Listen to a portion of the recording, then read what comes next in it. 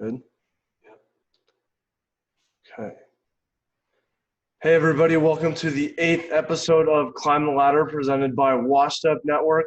I'm your co-host, Hunter, and my equally good-looking twin, Duncan, is sitting right here next to me. Thank you to everybody who's been tuning in each week. Please follow, subscribe, and review us on iTunes and Spotify. And remember to follow us on Twitter, Instagram, and Facebook at CTL Washed Up, and let's climb the ladder.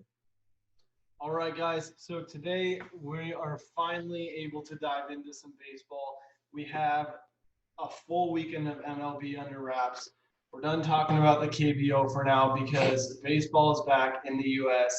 And I'm excited to announce that we've got Miles Clifford and Clayton Panzeri on, the founders of the Washed Up Network, to help us dive into some baseball. So we're excited. We've got these two on today for this episode, and then next week you're going to hear from a couple more Washed Up Network guests.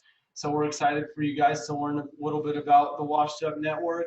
We're excited to talk about some baseball, and who knows what else is going to come up. But welcome on, guys. What's going on, thanks for guys? having us. Yeah, glad you guys are here. Same. So we have Miles, who's the host of the Hoppy Meal podcast, and then we've got Clayton, who is one of the hosts of the Way Out Here podcast. So why don't you guys go ahead and just introduce yourselves, introduce your podcast, and kind of tell the people who to know. So Miles, jump on first. Yeah, so like they said, I'm Miles, one of the co-founders of the Washed Up Network, also the co-host of the Hoppy Meal podcast, and I host that with Austin Lara, who is also part of the Washed Up Network, and we talk all things food and beer because we're both bigger guys, and that's what we love. It doesn't go super in-depth, like we're not telling you how things are made and what underlying notes and beer and those types of things. We're just saying, hey, this beer tastes good, this food tastes good, go try it, or hey, it doesn't taste good, don't go try it.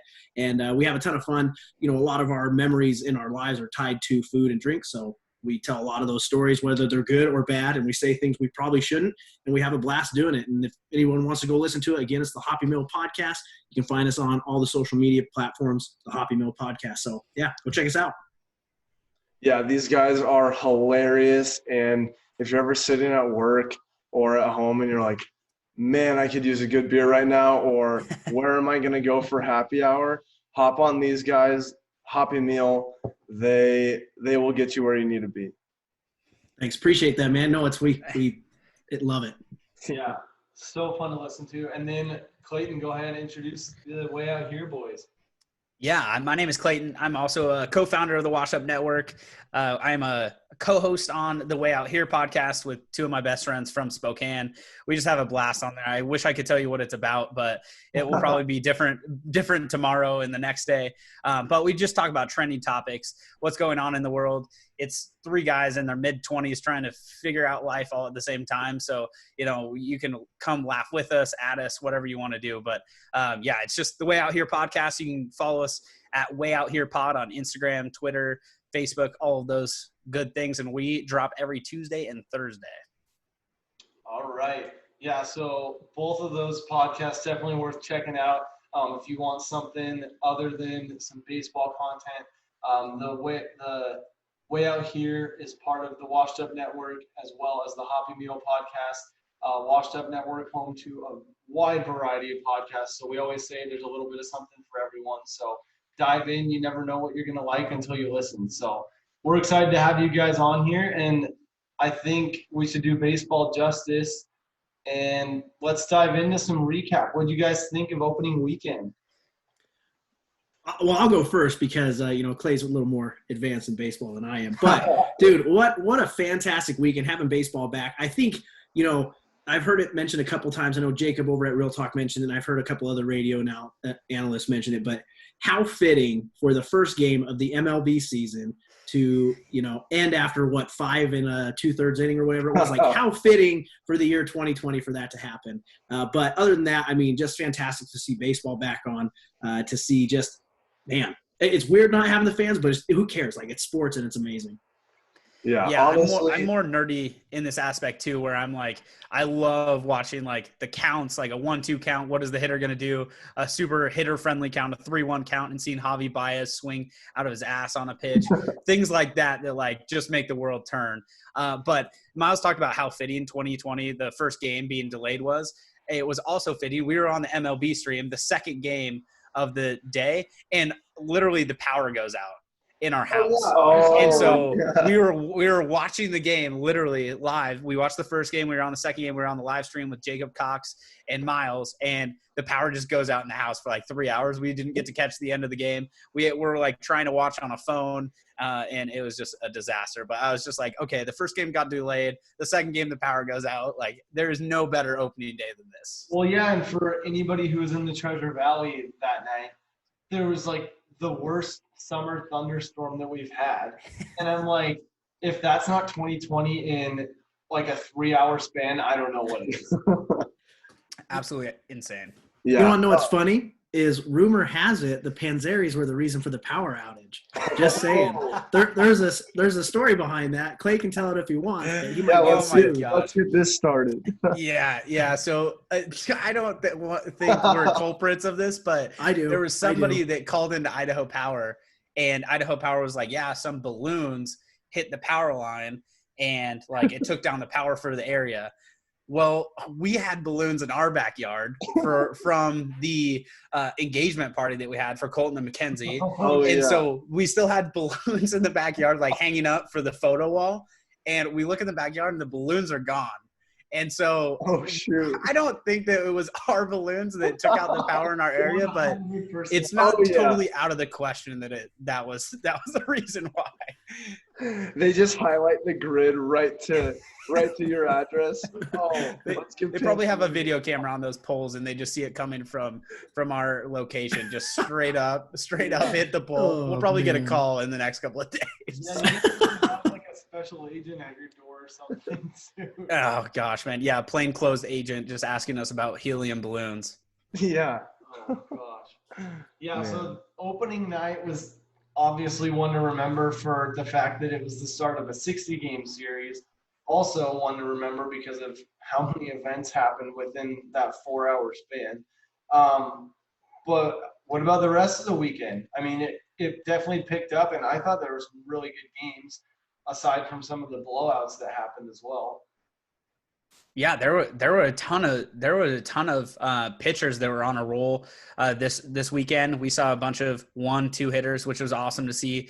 I think the pitching is starting to catch up to some of the hitters in the league, which is nice. So, we saw some pretty big home run numbers last year. We're obviously going to see way less numbers this year just because of the 60-game season. But I was excited that the pitchers were rolling and doing well. We saw Trevor Bauer get back to his old self, and he was throwing like 95, 96 with an 88-mile-an-hour slider. So just little things like that where players are starting to get back to their old selves is pretty cool.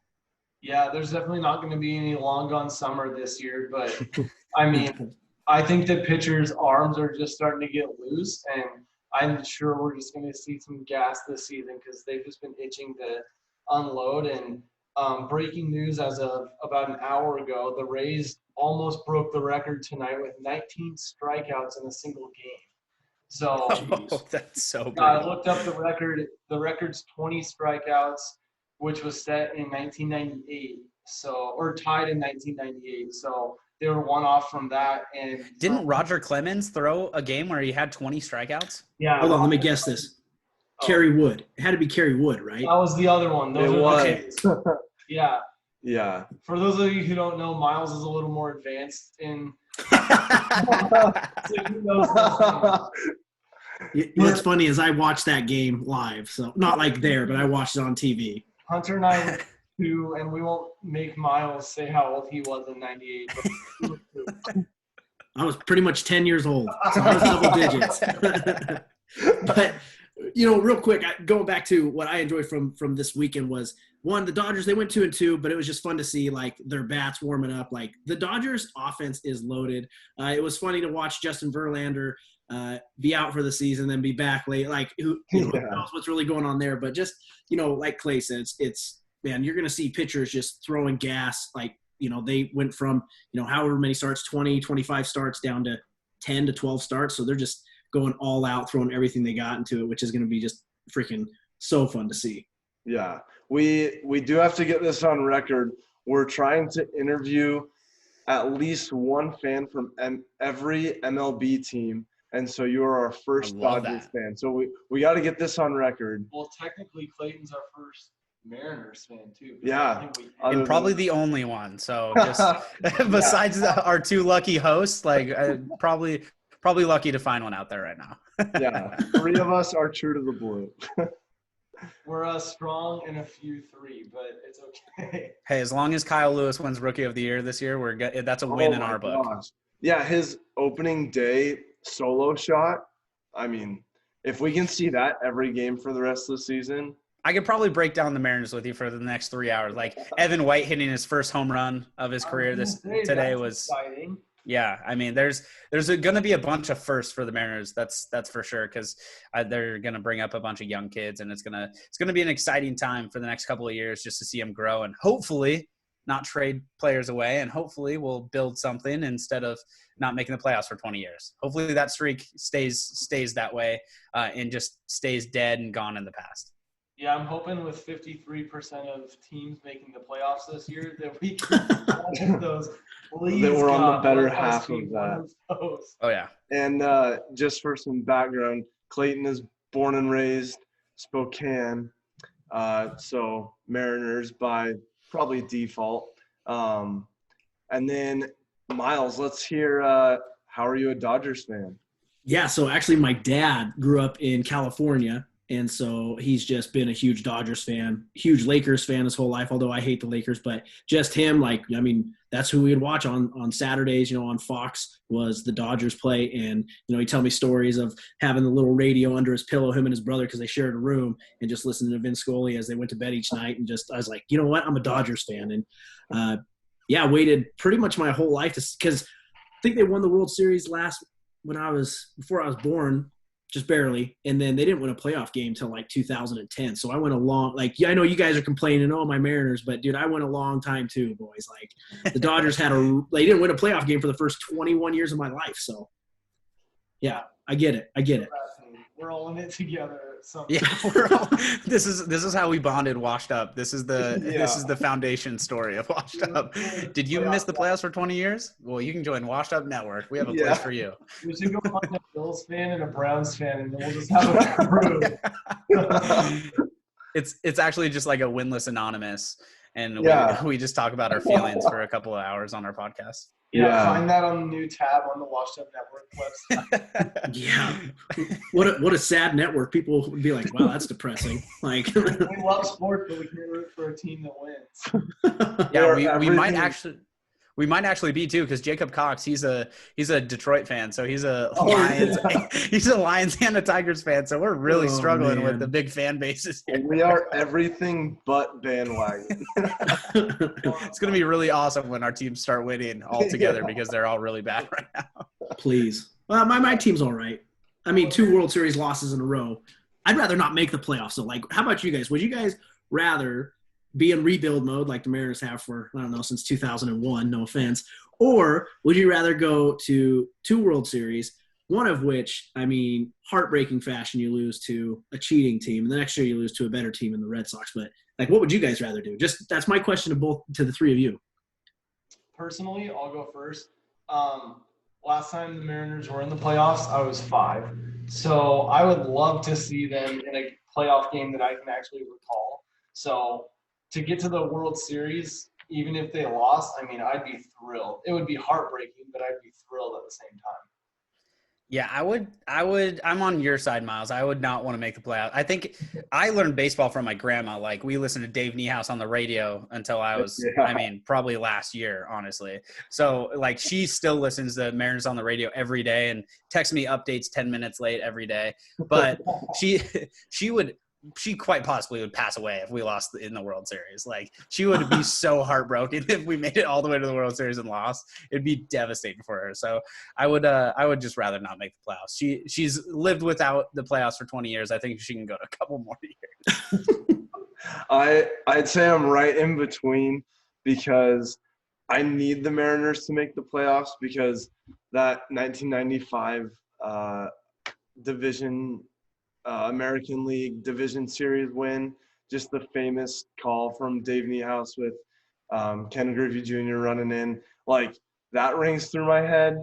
I don't want 2 World Series losses, but I think the hype of the Mariners going to the series, if like you carry that off of the Seahawks, back-to-back Super Bowls, I think that something like that would be cool. So I'm more like, let's make the playoffs, but hold the horses on the World Series because we don't want to get too overzealous right away. Give us like a We always talk about players being wasted in certain cities, like Felix Hernandez being wasted his career in Seattle and things like that. What about commentators being wasted?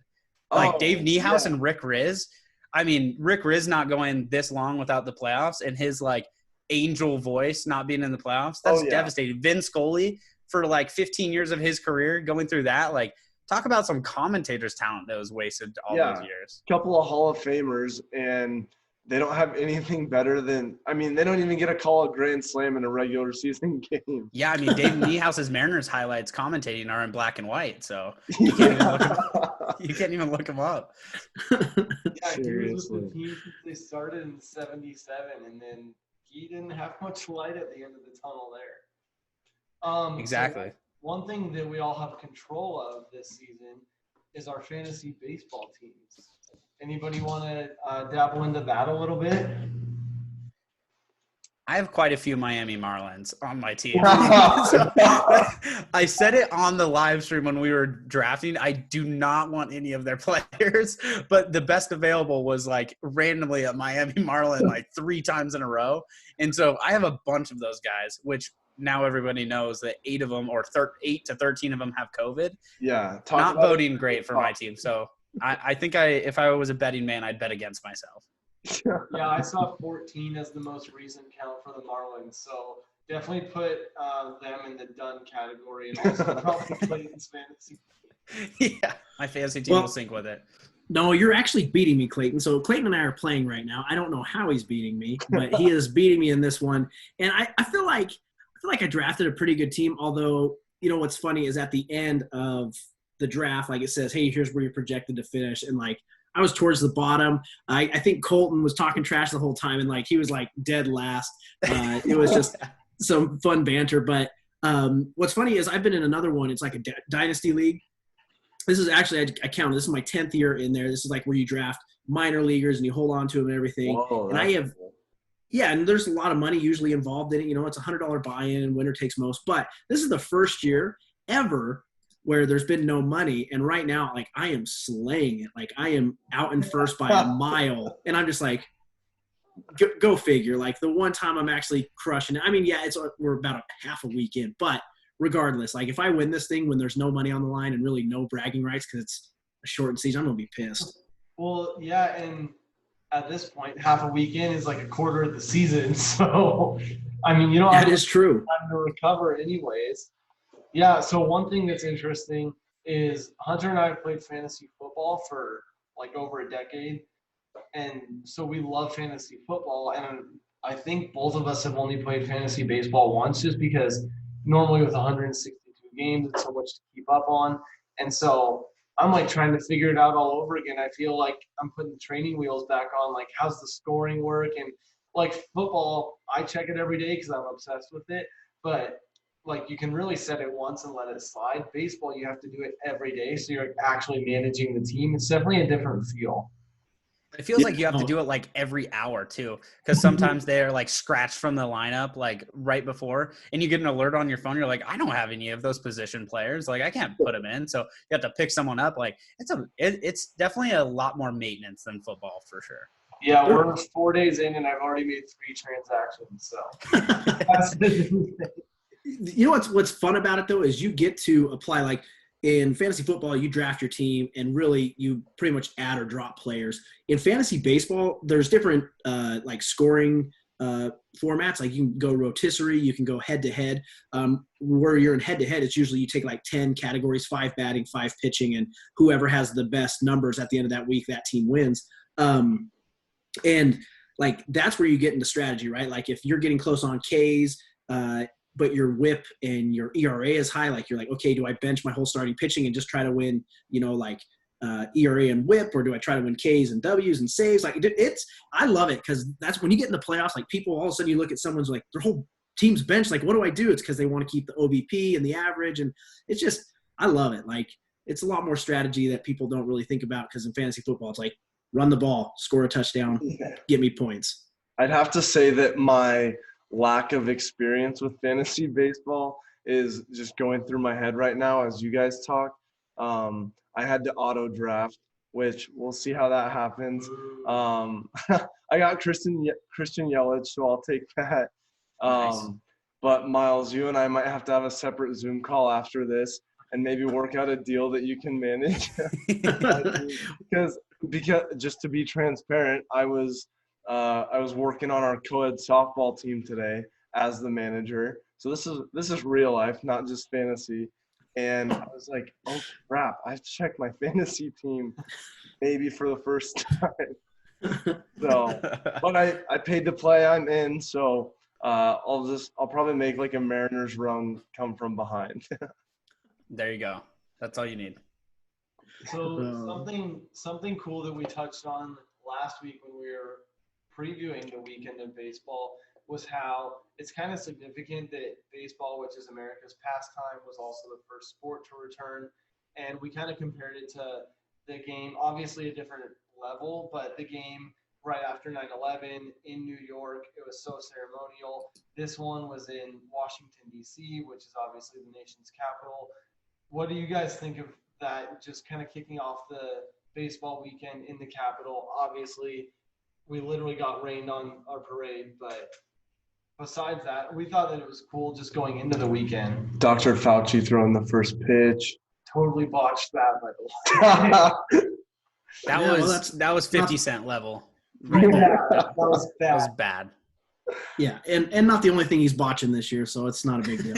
But I think it was cool. I know you guys were probably like 2.5 months old when baseball came back in after 9/11, but I remember that. Like it was so like when football came back. The Patriots that year I think won the Super Bowl. Just everything. Yeah, it was. I think they did. And it was fitting because they were the Patriots in New York. Did Bush throw out that first pitch or he was? I can't remember, but dude, it was just. He did. Yeah. And then Mike Piazza hit that home run in Shea Stadium, and everybody went wild chanting USA. Those videos, if you look them up on YouTube, there's like a sequence of like Bush throwing out the first pitch, Mike Piazza hitting the first home run after 9/11, and he's a Met at the time. It will give you chills. It's crazy. Yeah, it's chilling. Oh, and yeah. also, Bush compared to Fauci, Bush nailed it. Fauci, if there's that, that video of the camera girl getting hit, he would have hit. This was being. Oh, man. In the stadium. Oh gosh. In fairness, it probably wouldn't hurt that bad since it was going like 15 miles an hour. Yeah, it's going backwards.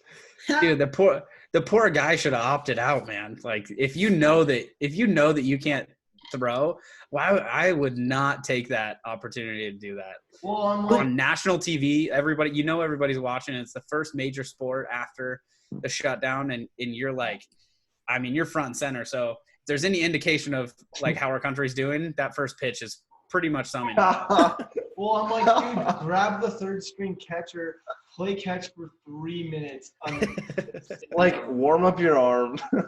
Something. Come on. Let's switch arms, maybe. I don't know. Try something different. Serious. Who knows? But to your question, having the game in Washington and seeing the Yankees play and seeing Garrett Cole out there and Max Scherzer, who are arguably two of the best pitchers in baseball, and seeing them go toe to toe. So it's not only the first game back in DC, but it's a legitimate matchup where it's not just we're not like throwing kid gloves on and like pretending we're playing baseball. Garrett Cole and Scherzer were both dealing.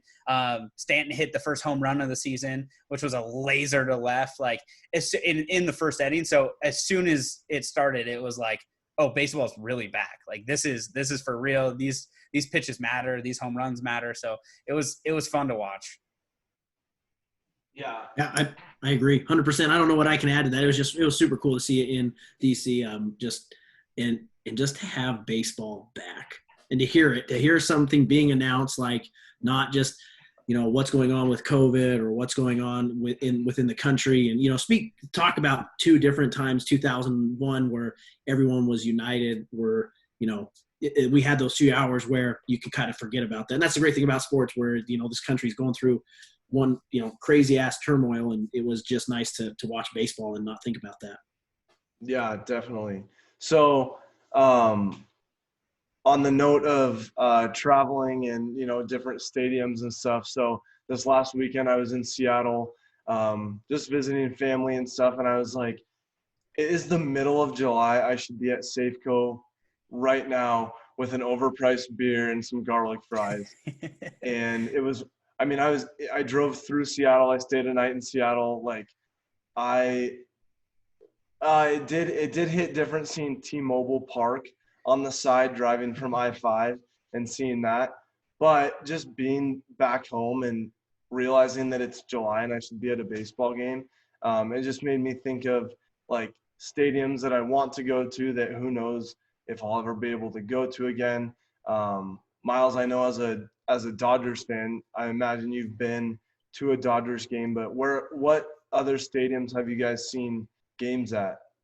So funny enough, I actually haven't seen the Dodgers play at Dodger Stadium, but I have seen them play a bunch of other places. Okay. I've seen them play at Chase Field down in Arizona. I've seen them play at Coors Field. I've seen them play at Turner Field, which was the old Braves ballpark. I watched them play at Shea Stadium just last September. So I've seen the Dodgers play multiple times, but never in Dodger Stadium. That's but pretty cool. Yeah, no, it was pretty cool. And, I've been to Petco, Coors, Chase, Busch, Turner, which was the old Braves, Yankees, Shea Stadium, and then National Park. And I think that's it for me. Oh, that's it? Well, you talked about it. You said, you went to Seattle and it was like, I should be at that ballpark. Like right now I should be watching a game. And I feel the same way, like when my wife and I plan trips, we're planning it like me in the background. I'm kind of like moving the pawns and pieces like, well, we should go a week later because there's 2 baseball games that week. And that's, literally that's what my wife and I should be doing right now. And it's just like, well, I think I'm going to eat another whole pizza tonight and call it a day. Like, it's crazy that we're not planning to go to, a ballpark and it's weird. Shout out to Johnny Bronx. Yeah, hey, my man. Yeah. Shout out to Johnny Bronx. Love. They got a new special. It's good. Oh, man. Their stuff is too good. Their stuff gets in the old tummy way too easy. So my list is way shorter. I can go through this in a couple of seconds. I've just been to Safeco. Obviously, it's now T-Mobile. I will never call CenturyLink Field. It's always going to be Qwest Field, and it's always going to be Safeco. So Safeco and Qwest are always going to be my 2 stadiums, because I lived in Tacoma when we used to go to a bunch of games for both the teams. But yeah, we didn't travel that much. So I've been to the Miami Marlins park. We didn't watch a baseball game there, but we've been to the park. We've probably seen a lot more than normal fans see, because it was an actual event on the field. And so, we got pictures in the dugouts and in the bullpens and all of that. We got to walk around the field. So that was cool, but we didn't actually watch a baseball game there. So I guess 2 parks technically. Yeah, that's awesome. Yeah, I've only been to 2 also. I watched the Mariners play last summer at Angel Stadium, which was one that was definitely on my bucket list. I remember growing up as a kid, I always loved the fountains and the rocks and stuff out in center field. I just thought that was so beautiful. And so then finally getting to see the Mariners lose at Angel Stadium, that was definitely a cool experience for sure. And then, I'll round out the list. I've only been to Safeco also. And last year on my birthday, I kind of made a goal. I was like, I bet I could see all 30 parks before my 30th birthday. And so, not to bring age back into it, Miles, but with this whole worldwide pandemic that we have going, it might have put a little delay on me visiting the 29 other ballparks, but I might extend it or revise it, maybe do all the like west of the Mississippi, even though I feel like that's Still not very many, but we'll see. Definitely in my lifetime, I want to go to all the parks. Hey, speaking of getting old, somebody just had a birthday. Hey. Yeah. Oh yeah. Yeah, this old guy's in his late 20s now, which doesn't sound great. I'll Yeah, be what do we honest. got? Big 2-6? Yeah, the big 2-6. I have a big question for you guys, and definitely to change the subject. So all the teams are doing, all the leagues are doing the bubble, right? You got the NBA bubble. The NFL is kind of talking now about doing a bubble themselves and in doing that. With all of the spring training parks that we have, and teams already share facilities with San Diego and Seattle sharing one in Peoria, the Mets and the Yankees share one in Florida. There's so many baseball fields, honestly. Like even these practice facilities, there's like 8 to 10 fields on these. And they were going to do the Field of Dreams this year. They basically built it. Wow.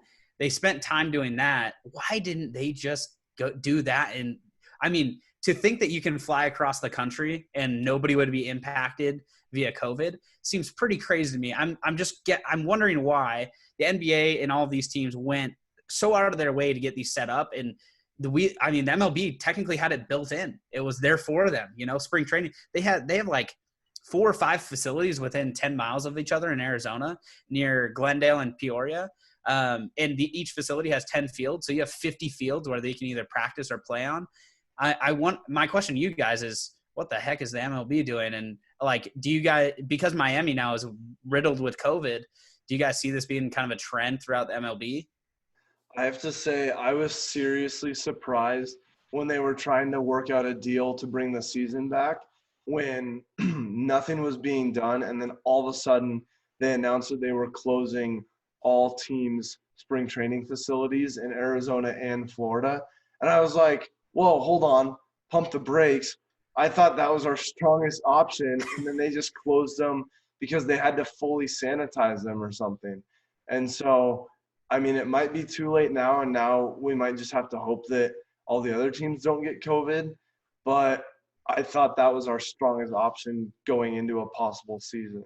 Yeah, we talked about that, I think week 2 or 3 in our episode, because at that point when the MLB had just announced that they were going to come back, they had talked about just doing Arizona for the West and just doing Florida for the East. Which would be perfect. Like you just said, Clayton, all the other teams, well, 2 other leagues right now are doing it, and the NFL might. As of today, the NHL still has no positive tests within their bubble. So that's 3 weeks straight with no positive tests. So it's obviously working. The NBA has only had 2, and that's because those 2 guys both broke the do not cross line.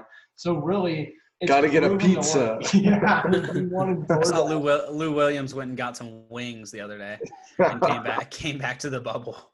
Dude, what a joke. But yeah, so it's proven to work.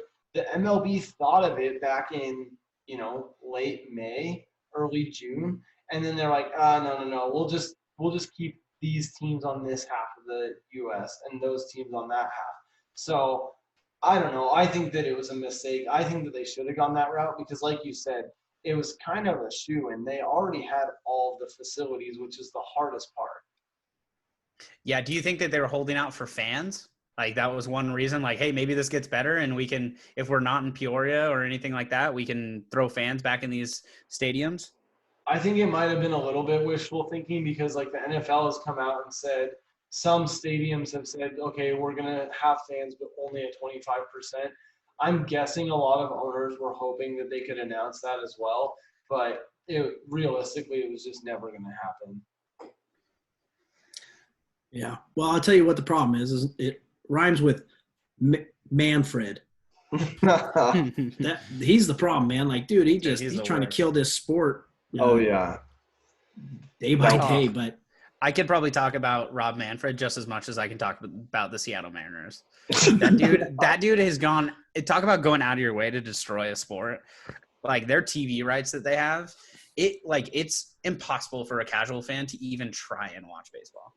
Okay, why are they blacking out? I think you guys talked about this on Way Out Here. Dude. Baseball was coming, but why are they blacking out the teams that are in your region when that's the only way that you can watch a game. Okay, normally it already sucks, but I understand because they're like, no, actually go to the ballpark and watch the game. Now we literally cannot. Like, there's no option to watch a game in person, and there's no option to watch it on cable TV. Yeah, like you said, like we are determined. We know the good baseball streams and the ESPN apps and everything. But if you just wanted to flip on a game for a couple innings, no chance. Yeah, you can't ask a casual fan to go find a Reddit thread and illegally stream a Mariners game when they're like 2-24 in a 60-game season and they're like way out of the playoff race. But like us psychopaths are probably going to turn that on even though they're down 11-0 and we're getting viruses on our computers, you know? So that's just like how we have to watch it. But yeah, there's like 2 TV providers in all of Idaho that have Root Sports, and like they're just like insanely expensive. And you know, everybody's trying to cut the cord nowadays, so they're trying to stream on Hulu or wherever, and you can't stream Root Sports anywhere. So it's just, and even if you could find the stream, it's blacked out in your area. So if you go get MLB TV or anything like that, you can't even watch it. So even in Boise, Idaho, which is 450 miles from Seattle, you cannot watch a Seattle Mariners game. Like it's crazy. You think about Root Sports and the Mariners, and we've talked about this a little bit, how the Mariners are one of the most secluded teams in the country. Root Sports always does like the 8th state where I root, because it's Alaska and Hawaii, and then all the states around Washington, and then Wyoming and Utah. And so you've got pretty much the entire West, other than California and Arizona, rooting for the Mariners, or at least wanting to watch them in some way, and you can't at all. There's no way. Like, they're blacked out Crazy. 1,000 miles away. It's ridiculous. And that's not even to mention their like social media, like media rights thing that they have, where the MLB, so like stupid. you can't even retweet a home run or anything like that unless it's from the MLB team itself. So if you try to retweet a Cody Bellinger home run, you will get like a copyright strike that the MLB sends you, because they want them to send the videos out. And so you can't, you know, like people for the NBA, that's why the NBA is so popular now, is like as soon as LeBron dunks, there is 5,000 videos on Twitter from each Twitter account posting that. If Cody Bellinger hits a home run, there is one place that it can come, or 2 places it can come from: the Dodgers or the MLB itself. And that's it.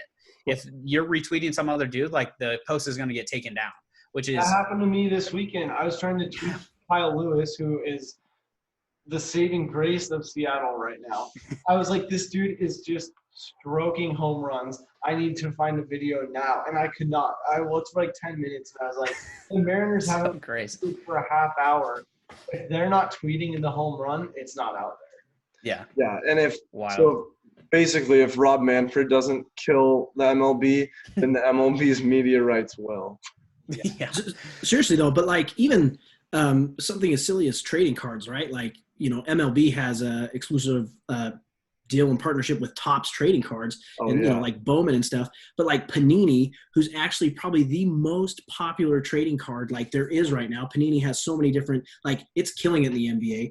They can't even, like, if you go buy a box of Panini, it's got Ronald Acuna on there, but guess what? He doesn't have an Atlanta. It's just a blue helmet. Like every card doesn't have their logo on it. It's like, that's why they're all these weird animated cards, because Panini doesn't have the rights and they can't get them from the MLB. And it's just like, Manfred is trying to kill Major League Baseball. Like, it already has a hard enough time. We have a hard time filling I'm an MLB owner or whatever, but you have a hard enough time filling these ballparks for a 3-hour game. And like you said, paying, 3 times more than you should for a beer or nachos. And it just like, what the hell is the blackout for? What are all these things? It's just like, it blows my mind personally. Like, it actually pisses me off, because it's just like, you're killing our favorite sport. It's my favorite sport. Like, you're killing it. Yeah, So, I wonder. Sorry for the rant. No, you should, and we need more of that, because I wonder what it's going to take for the cookie to completely crumble. If we barely got a 60-game MLB season, I don't know what it's going to take. It's going to take money, and that's the only thing, is like these TV providers like Root Sports is owned by the Mariners. So there's too many teams that own their own TV rights to themselves, which doesn't make any sense if you think about it. Like, if Boise State owned their own football rights instead of ESPN, their home games, like Boise State would have then like a monopoly on Boise State media. Like any Boise State clips or anything like that, they could technically have like copyright infringement, which would be like a crazy world to live in. And I'm sure Boise State's enrollment would be like 1,200 people because nobody would know who Boise State was. All these national media outlets pick up ESPN's highlights because ESPN distributes it to them and has like a fair price. But until Hulu or Netflix or Amazon Prime drops a big old bag on the MLB's face and says like, we'll pay for streaming rights, which I'm sure is not going to be cheap, then we're going to be stuck paying for $110 TV packages just to watch one channel because the Mariners play on Root Sports and the Dodgers play on FSN West and all these crazy channels that nobody gets regularly. Hey, I don't know about you, but I'd be okay with Boise State owning their own network because I'm done with those 8:15 start times. Hey, we've moved over to Fox. We should be good now. We should be good. we got Fox going. Yeah, if we're canceling anything in 2020, it's 8:15 start time. Leave that behind. So transitioning into a couple segments. So we have a few segments of our own that we love to do every week or every other week.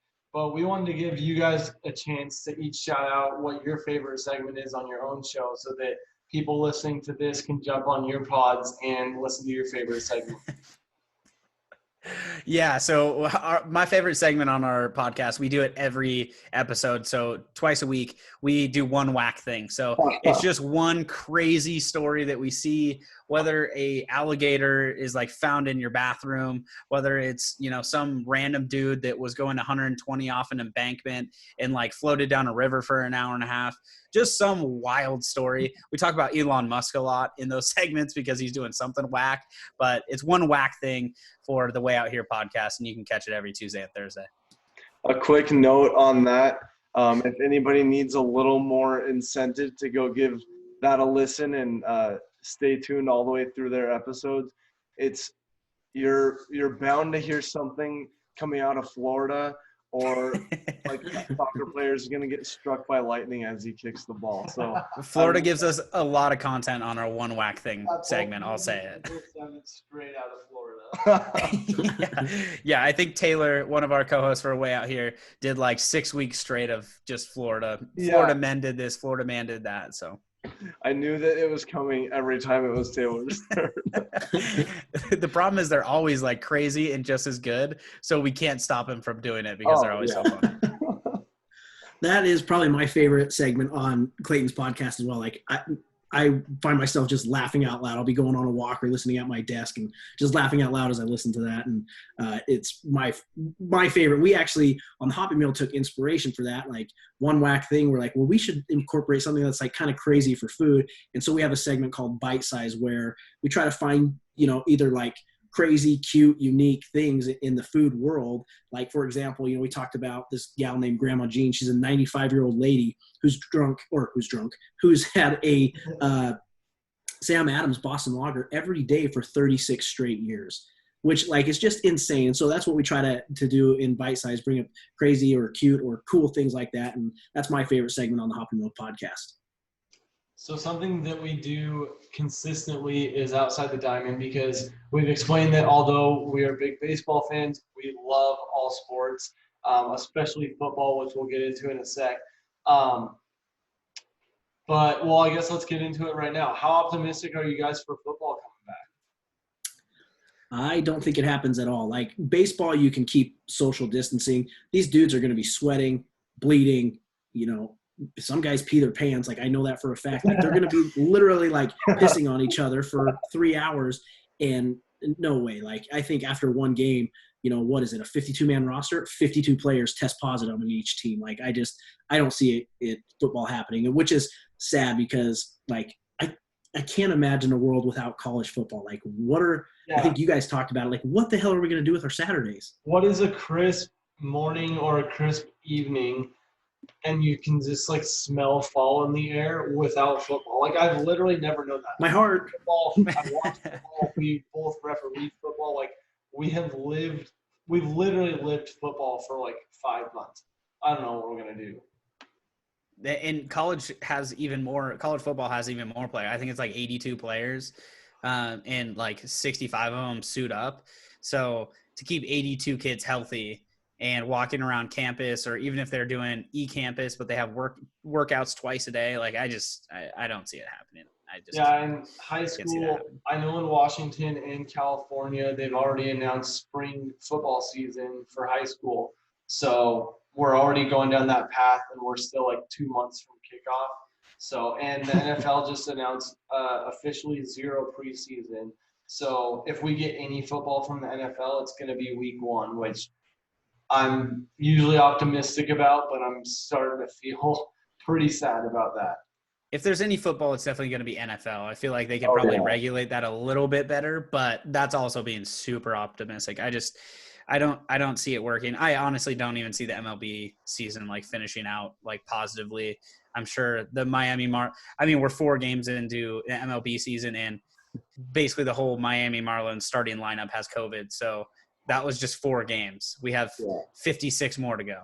Maybe that's just their built-in excuse for, not making the playoffs and being a shitty team. If I was the Marlins, I would test positive for COVID too. Yeah, me too. Oh, we're sick. Oh, that's their asterisk. Yeah, seriously. I said this in a tweet, but the Marlins do a pretty good job of social distancing just in general because they don't get on base very often. So I don't think anybody's scared to play them, even if they have COVID. Yeah. That's well, if pretty the Rays good. play, then they're just going to strike out their entire roster.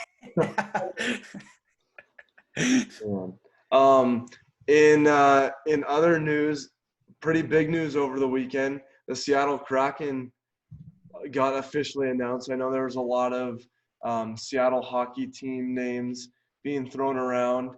I was pulling for the Kraken kind of from the beginning. I thought that would be cool with like Seahawks, and then Kraken is sea monsters, and so I thought that would be cool. And then actually on Thursday night when I was in Seattle, that was the day that it got announced.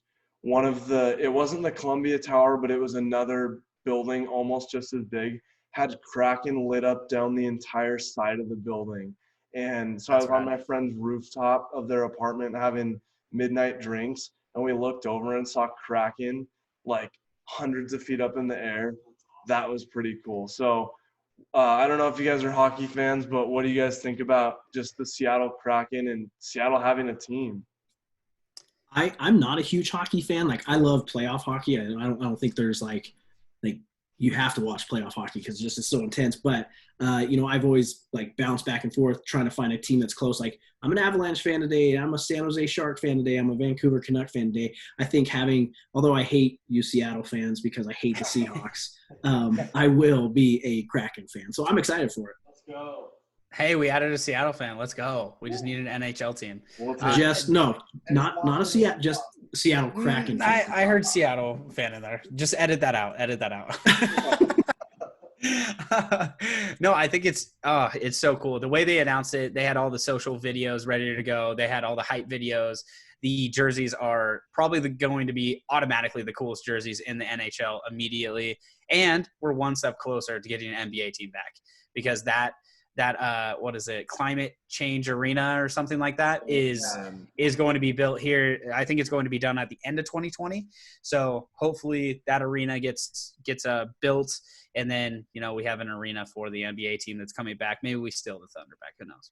Yeah, in my mind, I always picture the Sonics just whispering, "If you build it, we will come." And the Kraken built it, and the Sonics are coming. But yeah, I was watching the live video of the announcement for the Kraken. I think their logo is sick. I love the color schemes. I think that they have a lot of like underlying things within their logo and the plan, and I think it's going to be awesome. I mean, we've talked a little bit. We like to go to the Steelheads games in Boise, and we grew up going to the minor league hockey games in Washington. But to actually have a solid NHL team that we can follow and rep some gear, I'm really excited.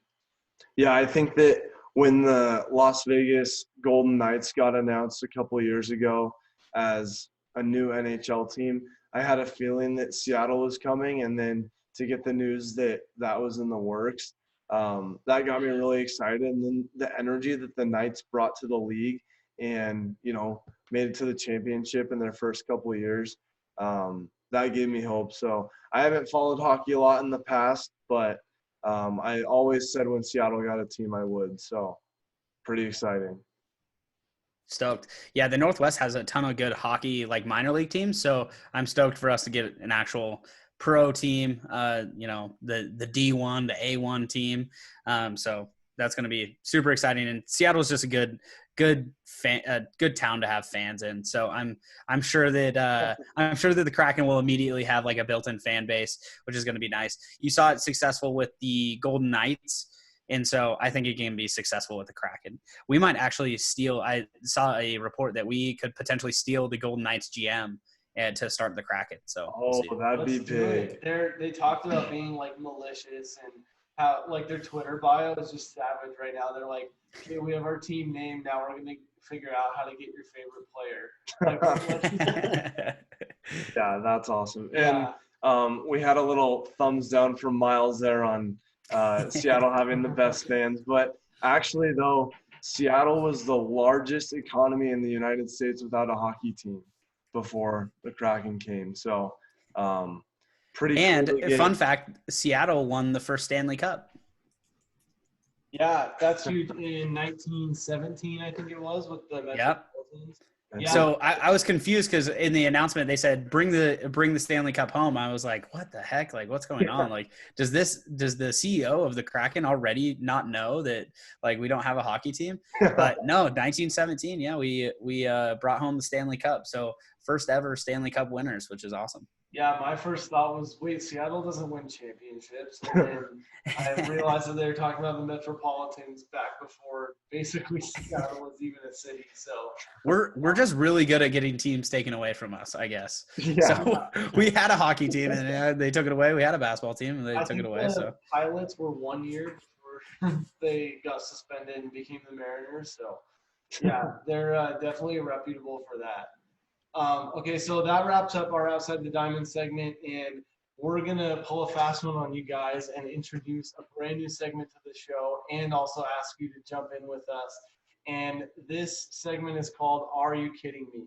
So this was actually just born today because of all places for a segment to be born. I was at Walmart earlier, and I saw two things within the span of probably 15 minutes that made me – I literally said in my head, are you kidding me? And then I texted Hunter and I was like, we have to make this a segment. So I'll go first because I just can't get it out of my head.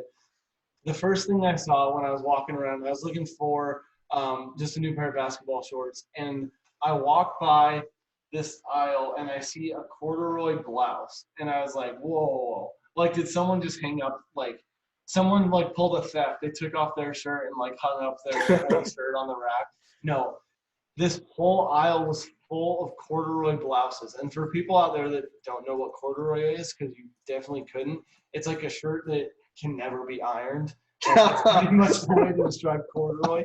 So I don't know if corduroy is back or if Walmart is ahead of the trends or none of the above or all of the above, but I was like, are you kidding me? Is it 1989? So that was my first, are you kidding me? And the second one. Wait, Miles might have been born in 1989. Oh, shoot. Yeah, hey, man, back up, bro, back up. I just Googled it, though, and it looks like corduroy's back. Like, I just wow. Okay, so Walmart does set trends. Look at it. Yeah, so you heard it here first, and you saw it at Walmart first. Corduroy's back. The second thing that I said, are you kidding me, to, is I saw a bag of the autumn mix candy corn featuring the candy corn pumpkins already. I'm like, it is still July. Like, there's no way that candy corn can be back. And I like candy corn. I'm in the minority there for sure, especially you are. corn pumpkin. But I'm like, regardless of if you like it or not, like, I'm not popping a candy corn pumpkin until October 1st, no doubt. Yeah. So, are you kidding me? There you go. The segment is born, and we'd love to have you guys jump in as well. Yeah. So I'll just to let them think a little bit more on this brand new segment.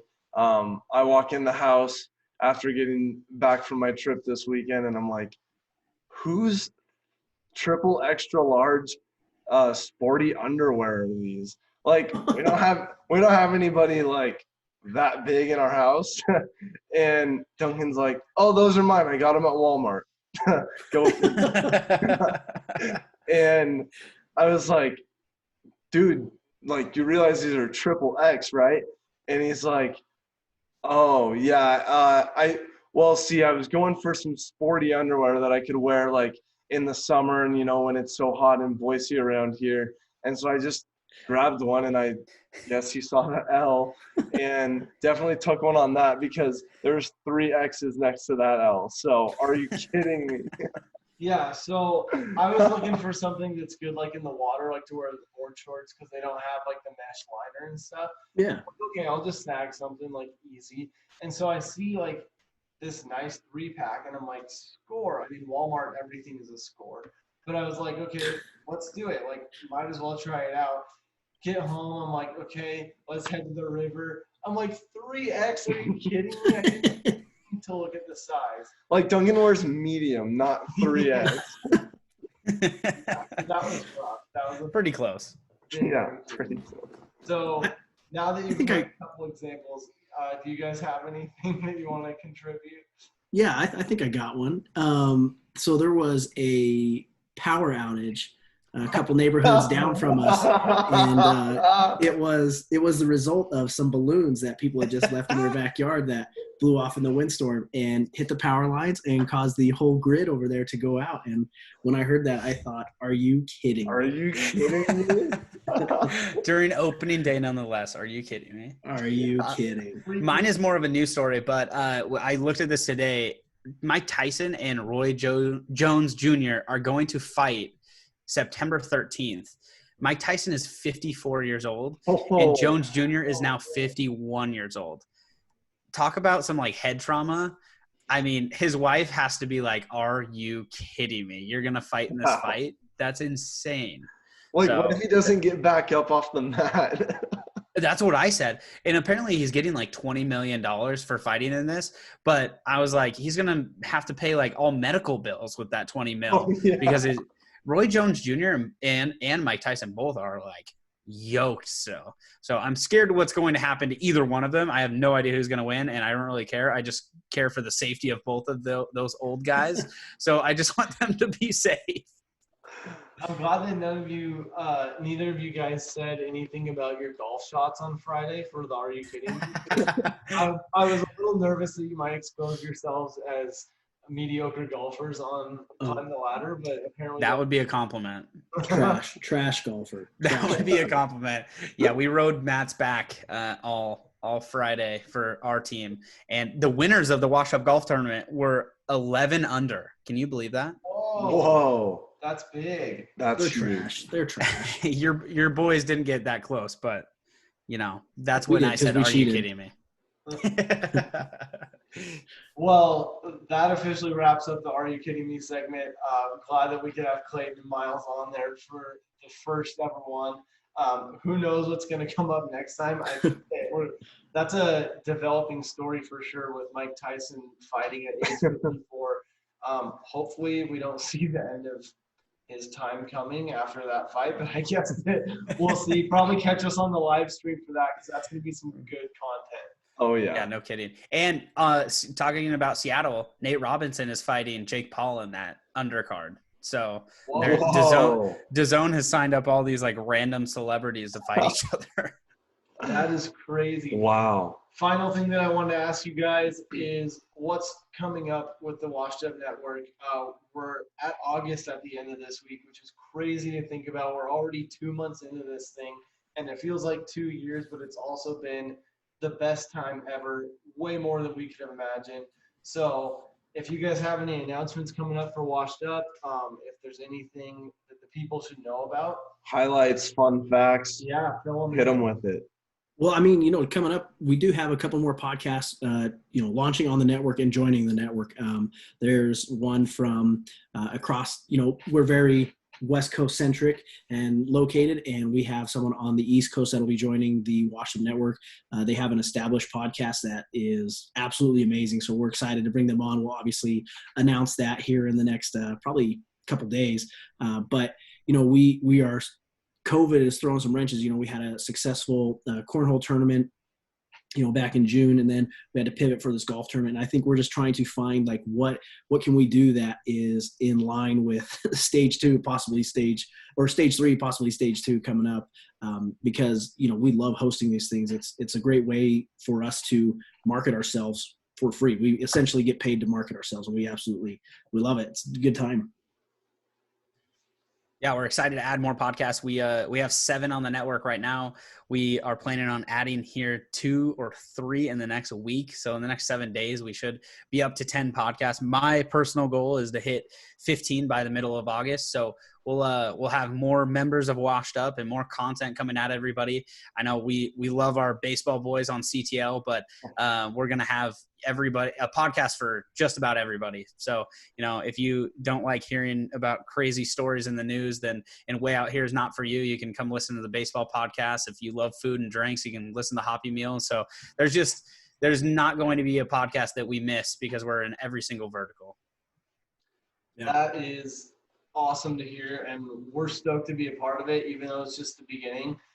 It's already been such a fun ride. And if you guys wouldn't mind just sharing a quick piece of kind of how Washed Up was born, because like we were talking beforehand, it's really not that old, and even the idea is not even that old. And I think that it's such a cool story, and Hunter and I are so honored to be a part of it. But maybe just letting all of our listeners know kind of where Washed Up came from. Yeah, well, so I think Clay and I, we good friends. We played video games at night together, and I think like when COVID hit, like it was the same routine. We get up, we get on our computers, we work, and then we play video games and we drink until who knows when in the night, and then rinse and repeat. And I think we were both just sick of it. Like it kind of got boring after a while.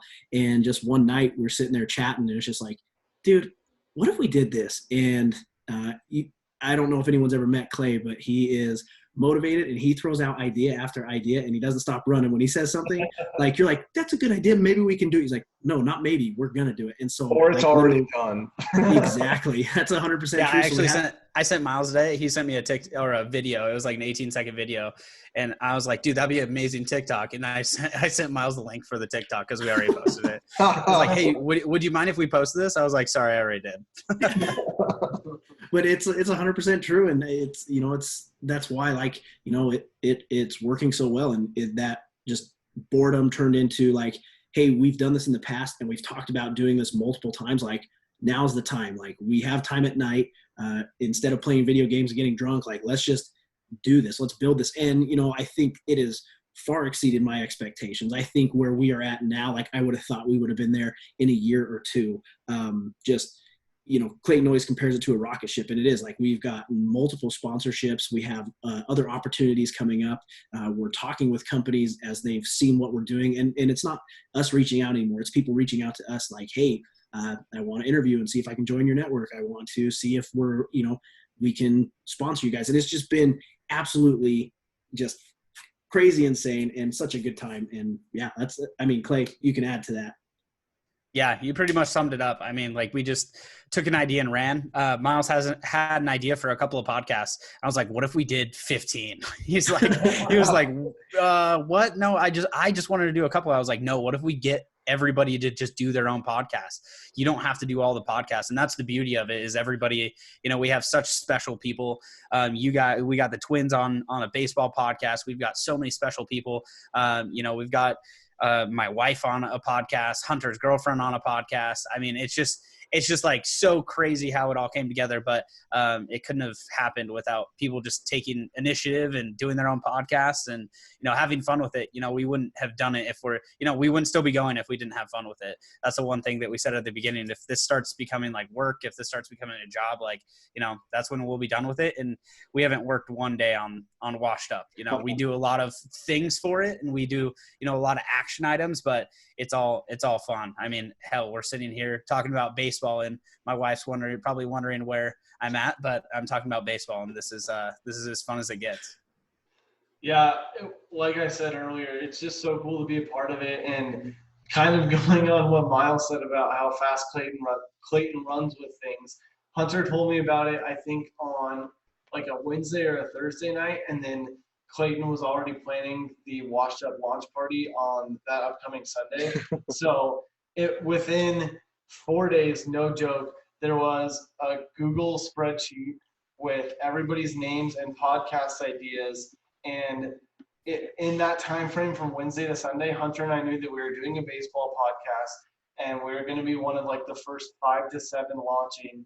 And within the next week after that, we already had our podcast art, and then we recorded our first episode. So like, not only was Climb the Ladder born in like 10-ish days, the whole network, I mean, you guys definitely did some groundwork before that, but from the time that it entered my brain to the time that we were blowing off those confetti cannons was 4 days. Which was And hell, now we're on a top 200 podcast, and you guys are number 2 in Germany. Shout out to all these Germany listeners. Yeah, thank you. It's just one of those things where you have to take action, and you have to do it. Everybody's capable of doing a podcast. It's just putting in the time and doing it. And, I hope in a year we can laugh at this podcast and like reminisce a little bit about how we started and how it got to be here. And, we're interviewing some of the best baseball players in the league on this podcast. And, you guys are hopefully next year touring around and doing a little stadium tour that you guys can interview people and big things to come for this baseball podcast.